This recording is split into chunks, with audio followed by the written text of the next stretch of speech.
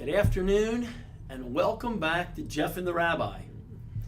You know, it was another tough week for the Jews. The shooting in the San Diego Chabad is just one of many acts of anti-Semitism that are occurring on a rapidly rising level in the world today. The killer was very clear about his hatred of the Jews. The media, of course, didn't believe his manifesto, and they blamed President Trump because, well, actually they just blamed President Trump because that is the only narrative that they currently have for every negative event. Was this horrible act the result of politics? Was its cause the climate of bickering and angst among the diverse groups that divide America today? No. This disgusting act was the result of good old-fashioned anti-Semitism. Governments and political parties come and go around the world. People and technology continuously progress to meet the needs of the modern age. The only constant in this world seems to be the hatred of the Jews. The left in America and Europe claims supreme righteousness by welcoming with open arms all types of migrants to their lands. They pride themselves on their virtuous morality toward all afflicted people. But not for the Jews, not for the only group of people who have contributed more to their society than any other, not for the children of and the grandchildren of the Untermensch that their parents and grandparents exterminated by the millions. The progressive elites of today's societies march for women's rights and the rights of the migrants, but during the same protests they demand boycotts of Israel. They rebuke racism and at the same time denounce those greedy Jews of Wall Street. Radical left-wing college students are taught to stand up for ISIS while they proudly join the BDS campus organizations and harass the Jewish students. How can the progressive world pride themselves in labeling people like me a hater because I don't bow down to the god of climate change, but at the same time come together to proclaim the Prime Minister of Israel a rabid racist and still hold the support of secular Jews in America? Anti-Semitism cannot be explained by natural and rational answers. After the Egyptians, the Persians, the pogroms, and the Nazis, you would think that medieval hatred of the Jews would come to an end. There has to be something godly going on here. None of this makes any sense. There has to be some reason that God does not want the people of the world to approve of the Jews. Now we know the role of the Jew in the world is to be a light among the nations, the teacher of the Torah and God's plan to the non-Jews. But what lessons are they going and learning except how to disguise anti-Semitism with phony morality? Rabbi, you have some serious explaining to do here. Why is it impossible for the Jews to be accepted by the rest of the world? Will we ever be allowed to live our lives, even in the most advanced and moral societies, without having to worry about when the next shoe will drop? That's a pretty heavy responsibility you put on my shoulder there. Wow. I figure somebody's got to do it, and you're the man. Okay, but hopefully I'm up to the task. I hope you're up to the task. Up to the task. This one, of course, all these tragedies, the massacres, really, tragedies. They're massacres, The bottom line is, all these massacres are always very painful. In this particular one, of course, everyone has their own little cone of self-defense mechanism. It won't happen to me.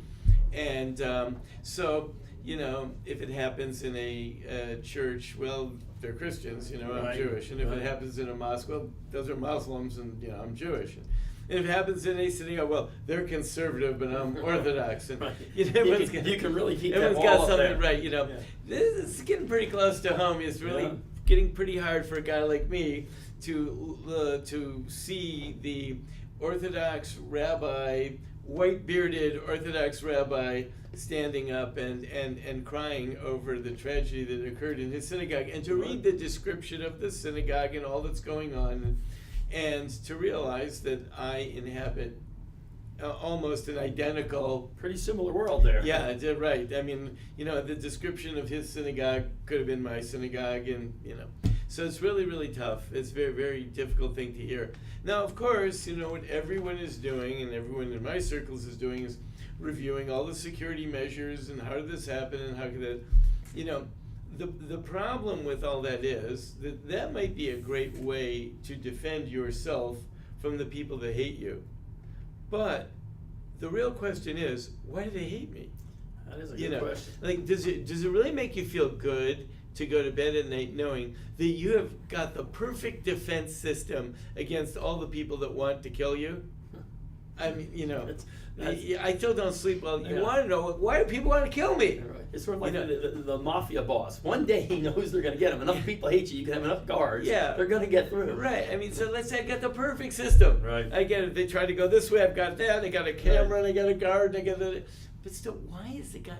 And why is a 19-year-old, like, what in the world does this guy know? He's a 19-year-old punk. Like, what Right. in the world could he possibly know? But he knows enough to know that he wants to kill me. I never met the guy. I'm sure he never met the rabbi in Right. Poway or the lady that he killed. You know, did he ever know her? Did he ever speak to her? Did she ever do anything to him? Absolutely not. I mean, maybe it would really be a shock me if they had any contact whatsoever. Yeah, but I would assume not. I don't Yeah. think he cared. Yeah, he didn't care. He just wanted to go kill her. Why did he want to kill the lady? What'd she ever do to him? Right?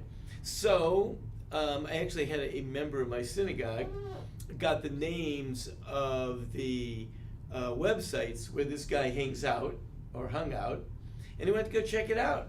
And he told me, like, the venom and the hatred that Wow. is there is just like palpable. It's just like dripping with this hatred and this like passion to kill Jews.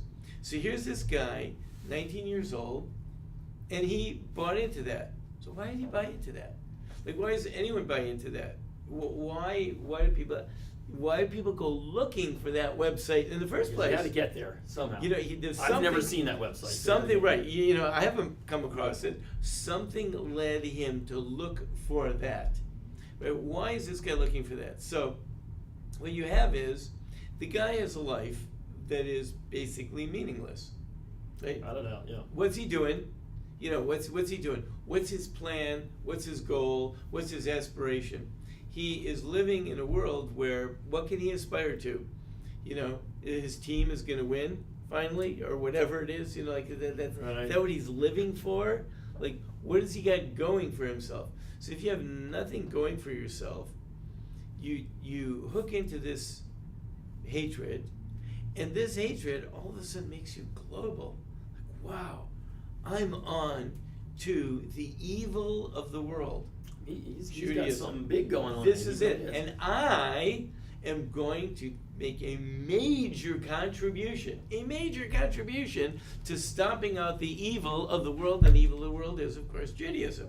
Why is it evil? Because it controls everything and it manipulates everything and it runs everything. And to what and what and in what way? What is it doing? Well, because it is the reason why there is fill in the blank. Right. Whatever the problem is, That's it. whatever the problem is, whatever his particular problem is, whatever they turn him on to. Right. The reason why, like, no one in your area has jobs anymore, or the reason why there's an opioid crisis, or the reason why the Palestinians are oppressed, or you fill it in, whatever that is. This is it, and you can do something about it by just getting yourself a gun and heading on over to the local synagogue, and you can make a major step against this evil. Which probably, if you think about it, maybe the only major step in his mind he can make anywhere. Yeah, that's right. He's got nothing else going on. Because he got nothing else going on for himself. But the really interesting thing is, how did the Jews become this convenient source of this evil? Now, of course, all the people that go to those websites will say, well, what do you mean, how did they? Because they are, because it's Right. clear, because they do X, Y, and Z, right?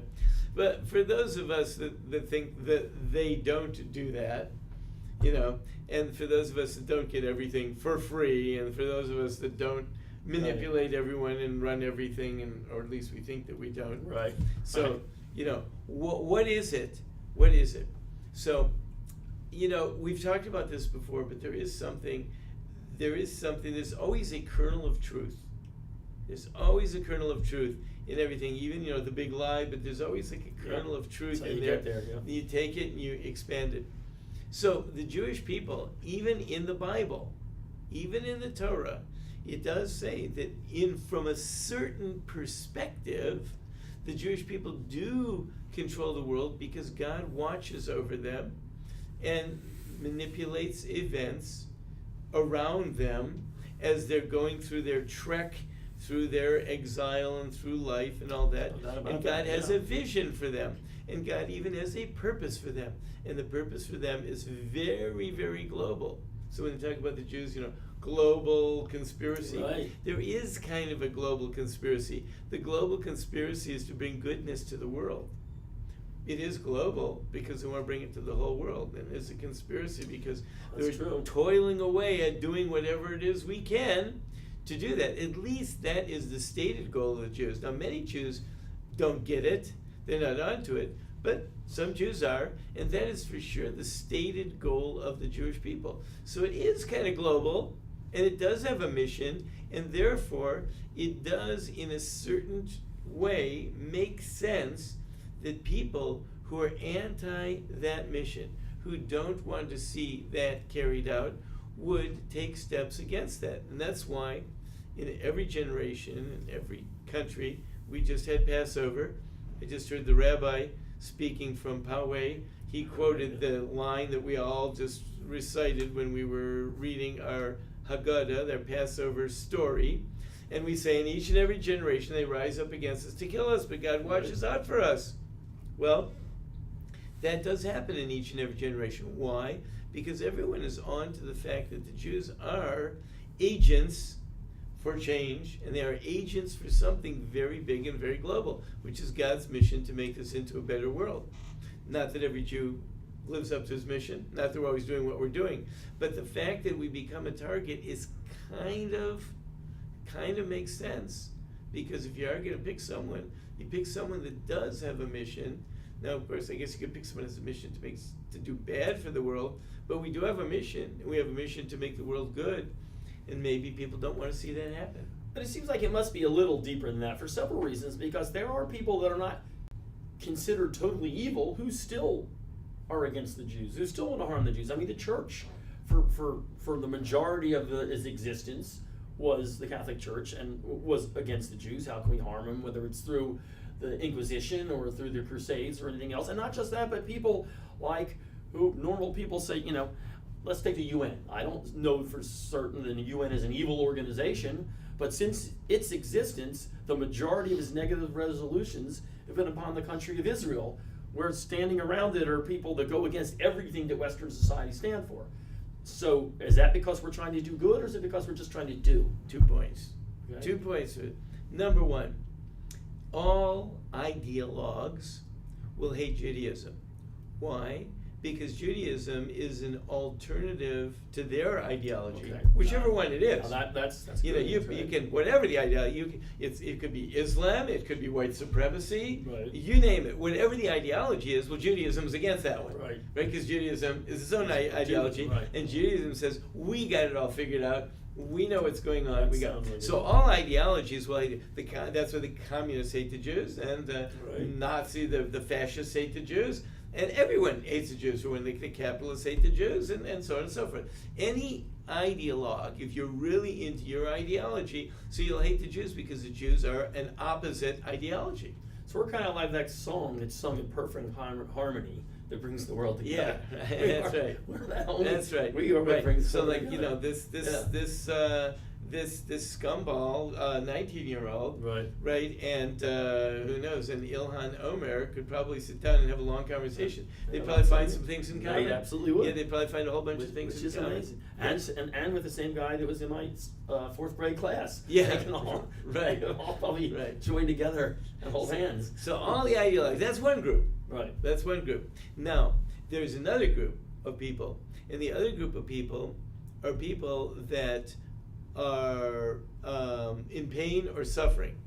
Okay? Right. Now, that doesn't matter what that is. So, if you are suffering because you're living in, let's say, an Arab country, and there's not enough food to go around, and there's not enough, and then there's no clean water to drink, and things are rotten, well, you know what the problem is?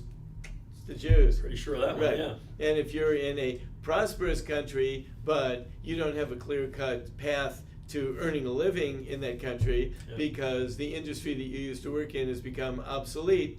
You know whose problem that is. Absolutely. It's just right. And if there is degeneracy going on in the world, and it's your family unit is crumbling, you know who's fault for that. So those are two groups. If you have an ideology, the Jews have an opposite ideology. And if you have a problem, then it's the Jews are the people that are obviously the source of that problem. Which I guess makes sense if you look at history. But then the question is, so in different times, obviously we know in bad economic times, because of what you said, anti-Semitism rises. But we're in odd times now where even in America, groups, where like something has been changed. There used to be that, and at least in America, not in Europe, that one little thin barrier. You can go up to this line, but you can't criticize Israel, you can't criticize the Jews.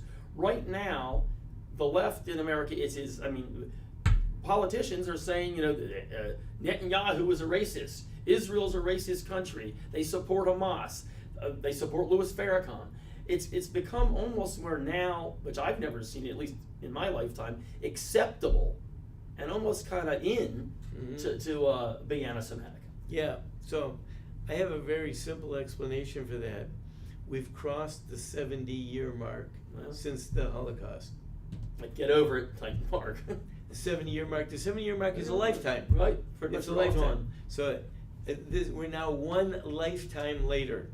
So the world like exploded and just like unloaded, just vomited out all of its venom at a level it had never ever been seen before, and that was the Holocaust.